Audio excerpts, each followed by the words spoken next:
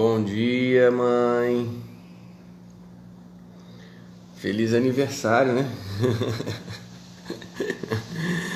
Bom dia a todos. Bom dia, Carla. Bom dia, Edilma. Grande Jackson. Bom dia, Lídia, João Gabriel. Bom dia, Esther. Que bom estar mais uma manhã com vocês aqui.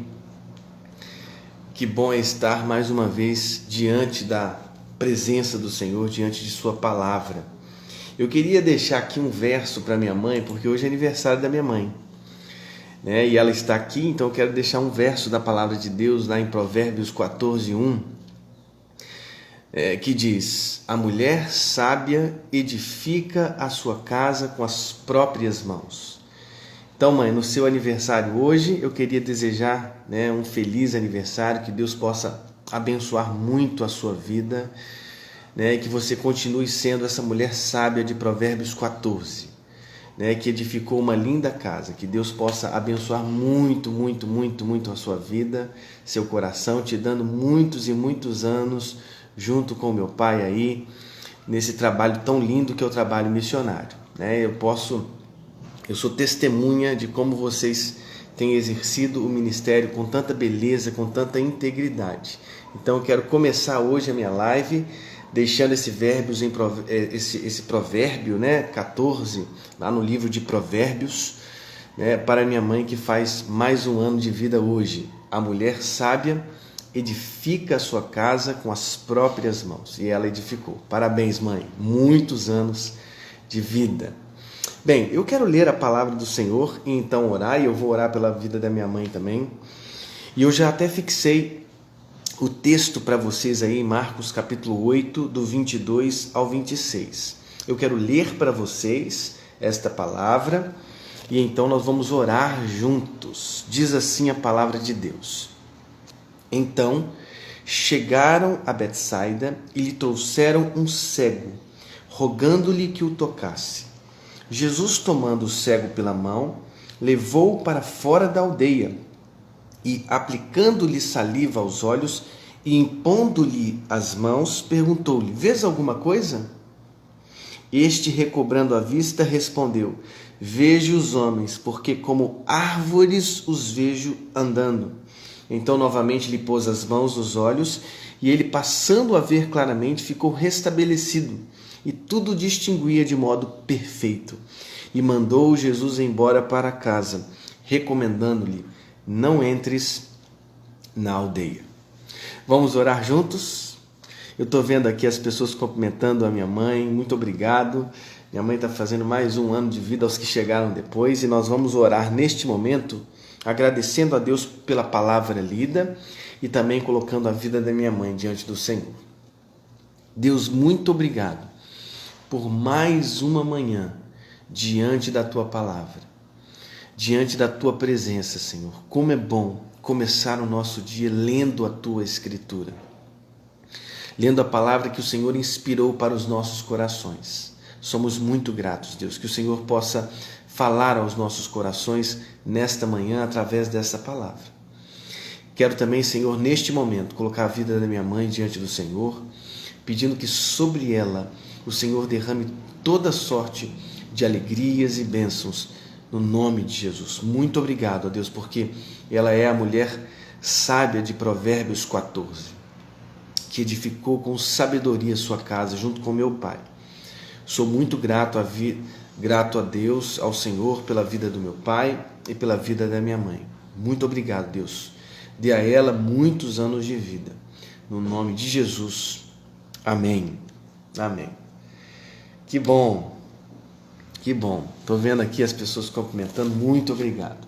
Bem, gente, nós estamos então diante de um texto importante do Evangelho de Marcos, e você vai compreender por quê. Um texto curioso, mas muito importante. Veja só, o texto nos diz que eles chegaram à região de Betsaida. Jesus e os seus discípulos chegaram a esta cidade, que é uma cidade costeira na margem oeste do Rio Jordão, ligeiramente ao norte do Mar da Galileia. Eu não sei se vocês se lembram, mas depois da primeira multiplicação dos pães e dos peixes, Jesus compeliu seus discípulos a embarcarem e irem para Betsaida. Vocês se lembram disso?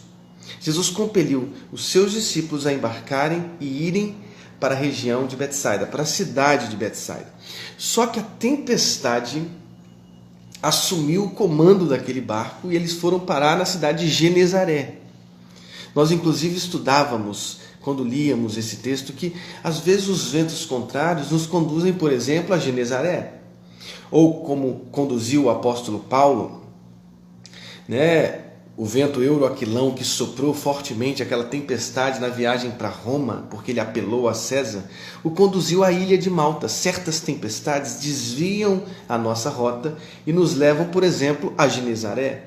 Nos levam, por exemplo, à ilha de Malta em Atos 28. Então veja, Jesus compeliu seus discípulos a irem para Betsaida, mas eles chegaram em Genezaré. Agora eles chegaram definitivamente em Betsaida. E lá nessa cidade, em Betsaida, tal como nas outras aldeias, outros vilarejos e cidades, trouxeram-lhe os enfermos para que ele os curasse. Neste caso aqui, trouxeram a Jesus um cego para que Jesus o tocasse. E é interessante porque o toque aqui é fundamental.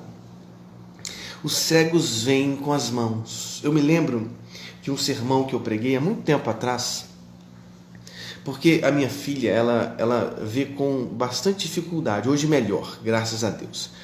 E ela tocava os nossos rostos assim. Ela enxergava com as mãos, né? Os cegos enxergam com as mãos.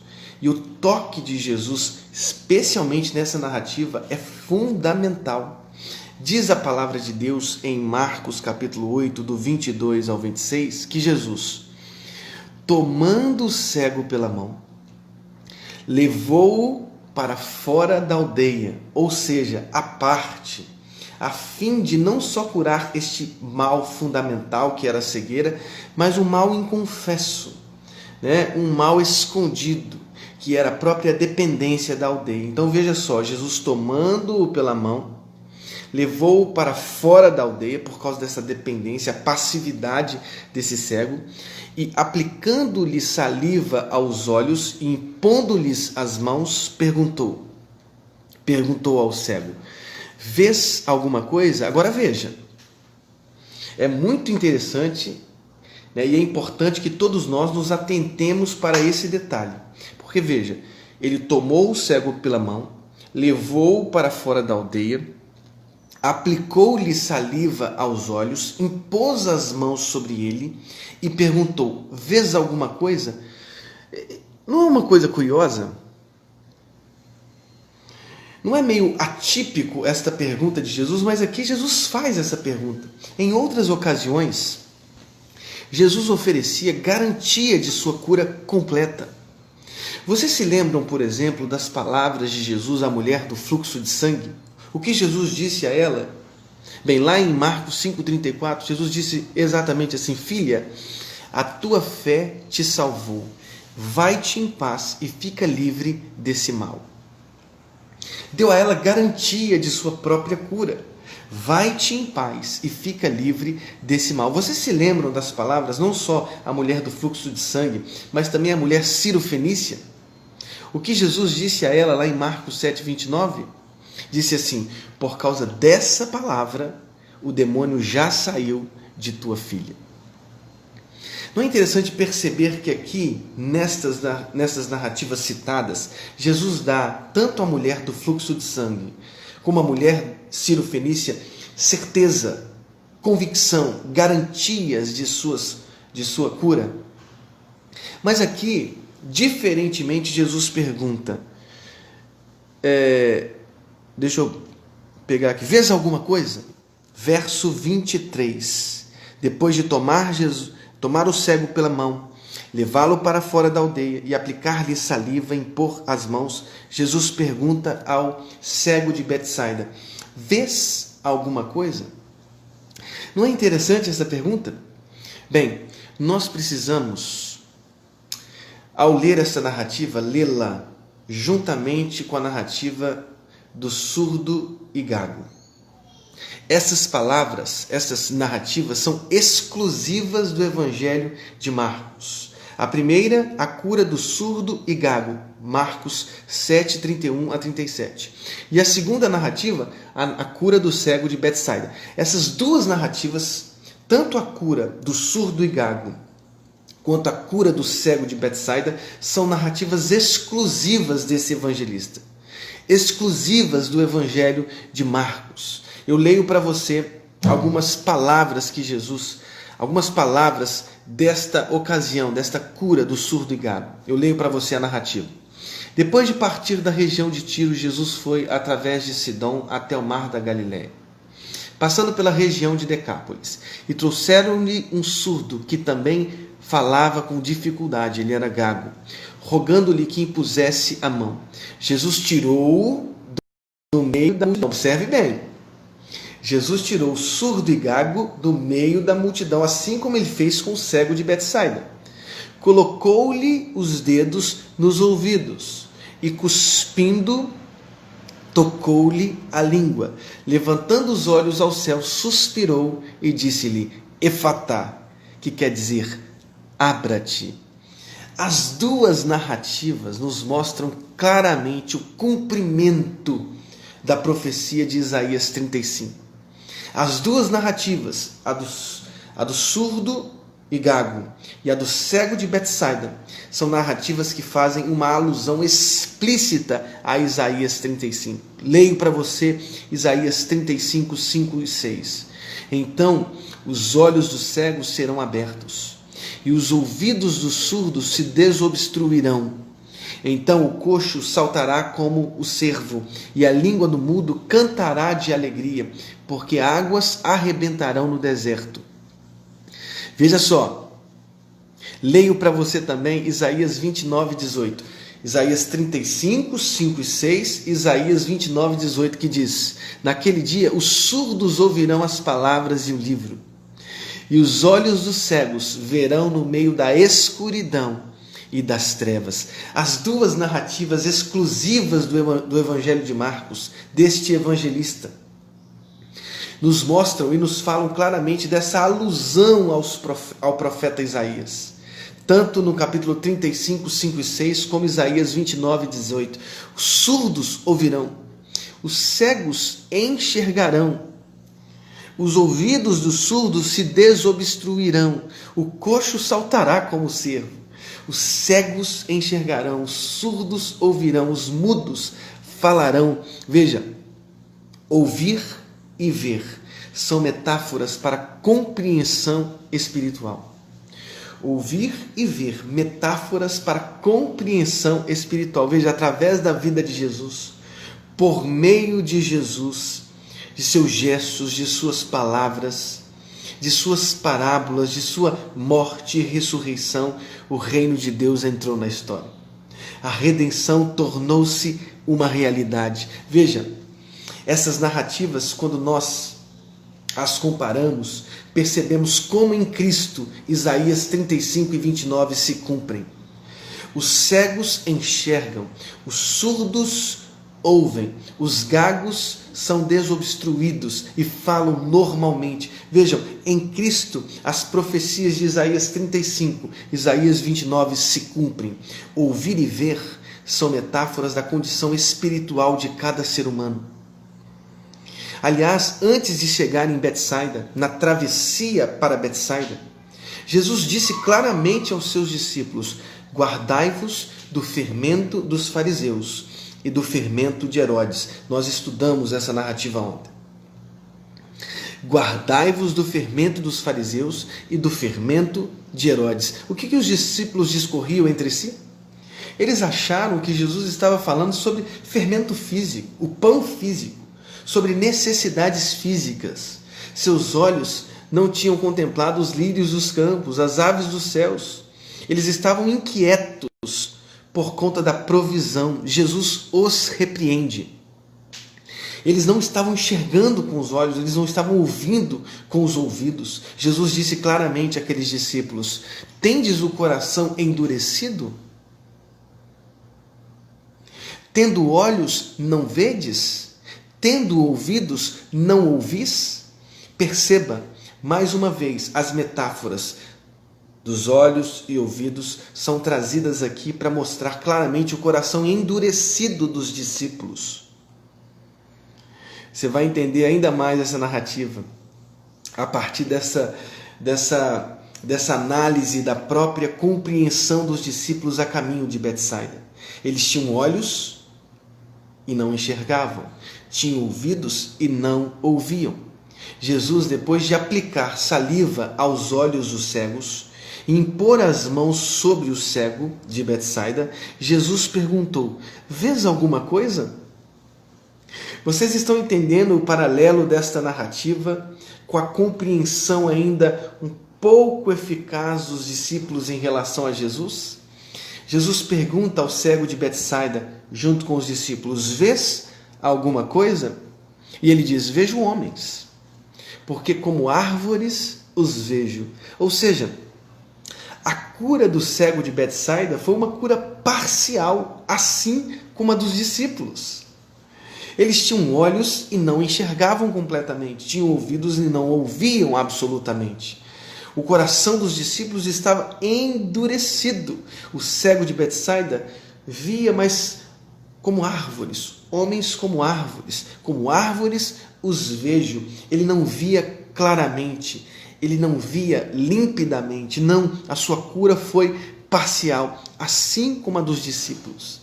E é interessante observar que, tanto nesta narrativa do cego de Betsaida, quanto na cura do capítulo 7 do surdo e gago, Jesus retira ambos da multidão.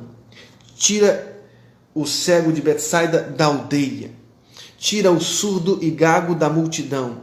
Tira o cego de Betsaida da aldeia, à parte, assim como os discípulos.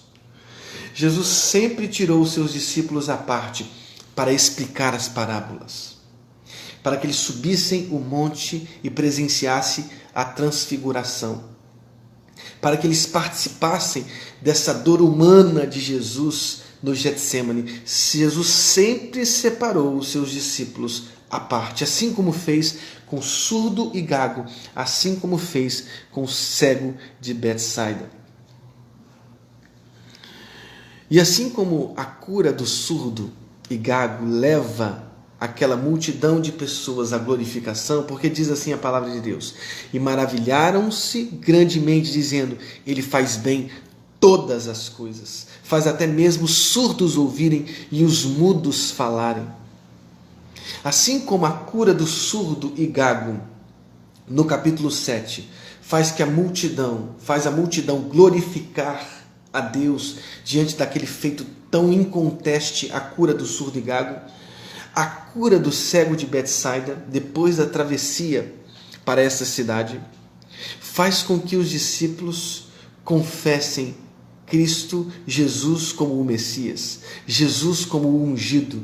Aliás, se nós observarmos, e nós observaremos amanhã, as palavras que saem da boca de Pedro são: tu és o Cristo. Tu és o Cristo, verso 29. Respondendo, Pedro lhe disse: tu és o Cristo, diante da pergunta: mas vós, quem dizeis que eu sou? Tu és o Cristo. Irmãos e irmãs, nós estamos diante de uma narrativa fundamental, que precisa ser analisada paralelamente à narrativa da cura do surdo e gago. Ambas as narrativas expressam claramente o cumprimento de Isaías 35 e Isaías 29. Os cegos enxergam, os surdos ouvem, os mudos, os gagos, são desobstruídos, os coxos saltam como cervos, assim como diz Isaías 35 e 29. Por meio de Cristo a redenção entra na história. Por meio de Cristo as boas novas são anunciadas aos ouvidos, aos olhos, para que vejam, para que ouçam. Jesus retira aquele cego da multidão, da aldeia. Jesus tira o surdo e gago de Decápolis da multidão. Jesus os separa. como separou os discípulos, como tem nos separado. Deus tem nos separado. Deus tem oferecido para a gente um lugar à parte, na montanha, nas travessias, em meio às tempestades. Atravessando as aldeias, Deus tem nos oferecido, através de Cristo, momentos ímpares. Sim, para que os nossos olhos enxerguem plenamente e não sejam obscurecidos pela escuridão, pelas trevas. Deus está destravando, tirando os ciscos, as traves, para que a gente enxergue plenamente, como ao meio-dia. Isso é tão bonito ver, perceber o cuidado de Jesus ao nos separar, ao nos colocar à parte, ao nos explicar com carinho, com detalhe, cada uma das parábolas. Porque no fundo Jesus quer que nós não só atravessemos as aldeias, mas que a gente enxergue através da luz de Jerusalém, através da luz da crucificação, da humilhação e da ressurreição ao terceiro dia. Nós temos que enxergar plenamente, os nossos olhos não podem mais estar, nem as nossas línguas e nem os nossos ouvidos obstruídos pela incredulidade, por cristologias que não revelam o Cristo dos evangelhos. Não, Jesus está arrancando os ciscos, Jesus está arrancando as traves, Jesus está desobstruindo os nossos olhos, os nossos ouvidos, as nossas línguas, para que falem, para que enxerguem, para que ouçam melhor. Jesus nos tira à parte, como o cego de Betsaida. Ele impõe as mãos sobre nós, Ele aplica saliva aos nossos olhos, e ainda que a gente não perceba plenamente, Ele insiste. Sim, porque Ele quer que os nossos olhos enxerguem plenamente. A passagem do cego de Betsaida, ela é como um presságio, uma introdução para a confissão plena através dos lábios de Pedro. Tu és o Cristo, o Filho do Deus vivo. Essa confissão precisa, para que ela emane dos nossos lábios, ela precisa que os nossos olhos estejam desobstruídos das traves, da escuridão que às vezes impede o nosso olhar. Somos como o cego de Betsaida. Somos como o surdo e gago de Decápolis. Precisamos ser separados da multidão. As mãos de Jesus, a saliva de Jesus, o contato com Jesus precisa desobstruir aquilo que impede, as pedras que impedem o nosso caminhar. Jesus está nos separando para um momento de intimidade. Aproveite os tempos de intimidade com Jesus. Aproveite o quarto secreto. Aproveite esse tempo em que Ele nos separa para nos explicar parábolas, para nos explicar sobre o reino de Deus, para nos explicar sobre a profundidade de um reino que não se fanatiza nos imperialismos do nosso tempo, no poder do nosso tempo, não, mas que se mostra fraco na cruz, frágil no serviço de lavar os pés. Nós precisamos olhar, como diz a Carla aqui, realmente olhar para Jesus. Que Deus possa abençoar as nossas vidas. Somos como o cego de Betsaida. Eu quero que vocês entendam isso. Às vezes a nossa cura foi parcial, mas Ele quer nos conduzir à cura total. Infelizmente, os nossos corações às vezes são corações com espinhos ou pedregoso, mas Deus quer transformar os nossos corações em solos frutíferos, que acolhem a semente da palavra e transbordam em uma multiplicação a 30, a 60, a 100 por um. Deus quer que os nossos corações sejam frutíferos. Que a oração da Beth, retire as pedras do meu caminho, Senhor, seja a nossa oração. Jesus está nos separando, aproveite essa intimidade. Deixe que Jesus aplique saliva, deixe que Jesus imponha as mãos, deixe que Jesus Ele complete a sua cura, dizendo assim, pôs as mãos nos olhos, passando a ver claramente, ficou restabelecido e tudo distinguia de modo perfeito. Jesus impôs as mãos mais uma vez sobre o cego de Betsaida e os seus olhos viram claramente. Que Deus abençoe as nossas vidas. Mais uma vez quero parabenizar a minha mãe pelo seu aniversário. A mulher sábia, como diz Provérbios 14, edifica a sua casa. E minha mãe é uma mulher sábia, que edificou sabiamente sua casa. Qualquer erro, coloque na minha conta, mas qualquer acerto meu, da minha irmã Natália e da minha irmã Teimara, coloquem, por favor, na conta dos meus pais. Homem e mulher, sábios, que Deus abençoe muito a sua vida, mãe, por mais um ano de vida. Vamos orar? Senhor, muito obrigado por mais uma manhã na Tua Palavra. O Senhor nos separa como o cego de Betsaida. O Senhor, ó Deus, aplica saliva em nossos olhos. Coloca as mãos nas nossas línguas, nos nossos ouvidos, como surdo e gago. O Senhor, ó Deus, nos cura, trazendo, ó Deus, um olhar pleno, plenificado, o olhar do Teu Evangelho.